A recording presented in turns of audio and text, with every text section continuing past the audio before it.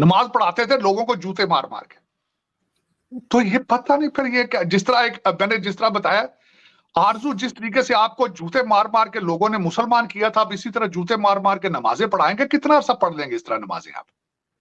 हालांकि मैं जो इंसान हूं, मैं आपको वसूख के साथ कह देता हूं, मजहब ये रिचुअल है, फिलॉसफी को समझो पहले। खुदा आपके दिलों के हालों को जानता है। आप जब नमाज पढ़ते हैं और आपके दिमाग में कुछ और होता है, मंत्र पढ़ रहे होते हैं, खुदा को क्या पता आप क्या मंत्र पढ़ रहे हैं, क्या कर रहे हैं आप मुझे ये बताएं, आपकी मस्जिदों में जूते सेफ नहीं है, टूटियां सेफ नहीं है, क्लाशनकोफ की गोलियां चल रही, बम फट रहे हैं, क्योंकि उन्हें पता ही नहीं कि मस्जिद जगह क्या किस जगह का नाम है ये। कहने को तो आप बार बार कहते हैं अल्लाह का घर है, हम अल्लाह की बात कर रहे हैं, टारगेट किलिंग तक हो रही है, टारगेट किलिंग तक हो रही है मस्जिद के अंदर, मस्जिदों के अंदर बम फट रहे हैं आपके। क्लाशनोफ को आप ईद की नमाज पढ़ते हैं, देखें नजारा, ईद की नमाज है, ऊपर 15 सिपाही खड़े होते हैं क्लाशनकोफ लेकर कि यहां को मारना जाए कि मस्जिद। इतने ईमान कमजोर हैं आप लोगों के, ये मजहब है आपका। और आप कहते क्या है कि कहते एक दिन आएगा, ये मैंने सुना आपकी पाकिस्तान से, एक दिन आएगा सारी दुनिया मुसलमान बन जाएगी। और पहले खुद तो मुसलमान बन लो भाई, खुद तो पहले इस्लाम को पढ़ो। करेंगे क्या इतने मुसलमान जमा करके? दुनिया की खूबसूरती तो यही है कि उसमें हर रिलीजन हो। आरजू, पहले आप मुझे ये बताएं, दुनिया का सेकंड बिगेस्ट रिलीजन है कौन सा मुल्क है जो जलीलो ख्वार नहीं हो रहा? पहले तो ये तो मुझे बताएं। 57 मुल्क इकट्ठे हुए रियाज में, सऊदी अरेबिया में, 2 रेजोल्यूशन पास नहीं कर सके।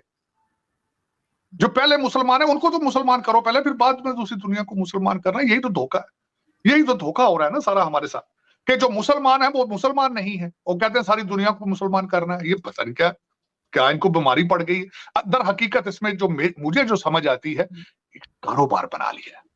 मजहब को जब भी कारोबार बनाएंगे तबाही होगी। आजकल जो है ना टेक्नोलॉजी वार है, लोग टेक्नोलॉजी परचेज करते हैं, हम आइटम्स परचेज करते हैं, हम चीज़ों को परचेज करते हैं, वो टेक्नोलॉजी परचेज करते हैं। और मेड इन इंडिया में मेड इन इंडिया प्रोडक्ट का बहुत बड़ा रोल है उनका, क्योंकि उनकी टेक्नोलॉजी अपनी है, हमारे पास टेक्नोलॉजी नहीं है, जिसकी वजह से हम नीचे हैं और वो ऊपर। बहुत ज़्यादा रोल है, क्योंकि मेजर रीज़न यही है कि आपका ट्रेड डेफिसिट जो होता है वो इनबैलेंस रहता है। अगर आप इंपोर्ट कर रहे होते हैं मेजॉरिटी चीज़, तो अगर आप मेड इन पाकिस्तान होगी तो एक तो चीज़ें सस्ती होती हैं, लोगों के लिए प्राइस आसान हो जाती है उसको बाई करना, और सेकंड ये है कि उसकी आपकी मतलब सिंपल यही है कि आपका जब तक पाकिस्तान में मेड इन नहीं होगा तो आप एक्सपोर्ट नहीं करेंगे, और एक्सपोर्ट नहीं करेंगे तो आपके इशू रहेगा, आप बाहर से चीजें इंपोर्ट वगैरह करते रहेंगे। मेरे पास डिफेंस स्टेट है ना, आपका टोटल डिफेंस है, लोगों को डरा डरा के खौफ के जरिए बताना, हम नहीं होंगे तो टीटीपी आ जाएगी, हम नहीं होंगे तो रा आ जाएगी, हम नहीं होंगे तो हिंदू आ जाएंगे, हम नहीं होंगे तो सिख आ जाएंगे, हमने कश्मीर भी लेना है, हमने ये भी करना है, अगला तबाह है आगे। लेकिन लोगों को ड्रामा तो बताना होता है, कुछ ना कुछ तो उन्होंने करना है। एक गैरिजन स्टेट को फिर इस तरह चलवाते हैं अगर आप इतने ताकतवर हैं जी। मगर सर चाइना की आप बात कर रहे हैं, चाइना हर जगह एक्टिव है, तो सर पाकिस्तान में क्यों एक्टिव नहीं है? यहाँ पर उन्होंने जो है वो जो ट्रेड रूट है वो बंद कर दिया 4 महीने के लिए। वो कह रहे हैं 4 मंथ्स तक यहाँ पे कोई काम नहीं होगा, क्योंकि वो नाराज है पाकिस्तान से। ये बताया जा रहा है कि उनके बलूचिस्तान में जो मिनरल्स वगैरह हैं उसके लिए जो गल्फ कंट्रीज हैं उनमें पाकिस्तान इंटरेस्टेड है, उससे नाराज है, सिक्योरिटी को लेकर नाराज है कि जी हमारे बंदे मार देते हो। तो सर हम तो सभी को बंदे मारते हैं। चाइना इस वक्त जो हमारे इस वक्त जो आरजू हमारे पाकिस्तानी है ना, उनको अमेरिका और वेस्टर्न कंट्रीज वाले अच्छी प्राइस दे रहे हैं। तो वो हमारा तो भाव चलता है ना, जिस तरह जहां से अच्छा भाव लग जाए हमने वहां जाना होता है, जहां से आसानी से पैसे मिल जाए। इस वक्त जिस तरह आपकी मैडम ने फरमाया है, इकोनॉमिक मिनिस्टर ने, कि हमें मौका मिला तो हम दूसरा IMF का लोन भी लेंगे, तो मौका तो पहले ही, आपके बच्चे तो भूखे बैठे लंदन में, प्रॉपर्टियां वहां पे बहुत अभी बिकने वाली है, आपके तो मौका तो है, आप लें उसको, लेंगे ये। तो जब यहाँ IMF वाले देना बंद करेंगे तो फिर ये CPEC खोल लेंगे, फिर वहां से डॉलर लेंगे।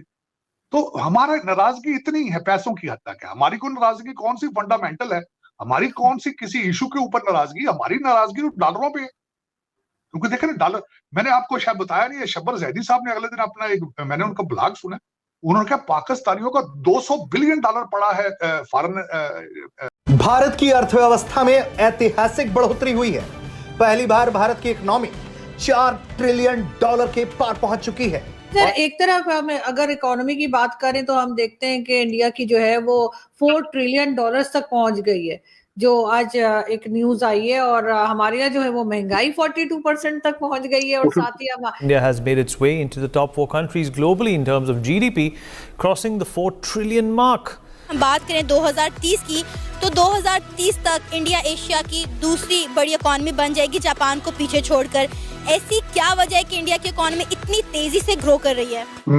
मुझे सख्त दुख हुआ है। आपकी फाइनेंस मिनिस्टर ने ये स्टेटमेंट दी है कि हमें मौका मिला तो एक और लोन लेंगे, और मैंने जब उनकी टैक्स रिटर्न देखी तो 2 अरब रुपए की टैक्स रिटर्न है आपकी फाइनेंस मिनिस्टर जो उनकी। ऐसे नहीं है, अफसर नहीं है, लोग नहीं है, माहौल ठीक नहीं है, टेररिज्म है। इकोनॉमी हो गई 4 ट्रिलियन डॉलर इकोनॉमी, ये खबर बड़ी अच्छी है। इंडिया की जीडीपी हमारी जीडीपी से बहुत बेहतर है, डिस्पाइट द फैक्ट, हालांकि उनकी पॉपुलेशन भी हमसे डबल है, तो लेकिन हमारी पॉपुलेशन भी कम है, हमारी जीडीपी वैसे ज्यादा होनी चाहिए। आप ज़हनी तौर पे आप गुलाम हैं, आप आजाद हुए ही नहीं है, होंगे भी नहीं, क्योंकि तालीम से बहुत दूर है, अकल से खाली हैं आप, और सिर्फ आपके पास एक ही चूरन है, जिहाद जिहाद जिहाद।